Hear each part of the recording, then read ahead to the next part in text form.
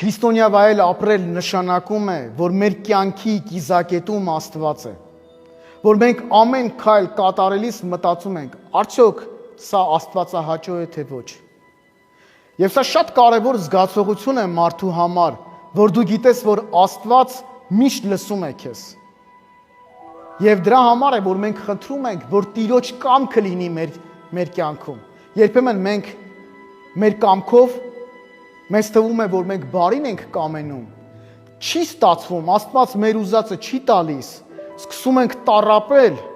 բայց մեկ էլ գալիս է մի հանգրվան, որ հասկանում ենք, ինչ լավ է, որ այս բանը չեղավ կամ եղավ ժամանակին։ Աստծո նպատակը մեկն է, մեզ ավելի մաքուր տեսնելու եւ մեզ տեսնելու դրախտում։ Այդ դրախտի հիշողությունը մեր հոգում եւ սրտում է դրված։ Իսկ այդ հիշողության նպատակը մեկն է՝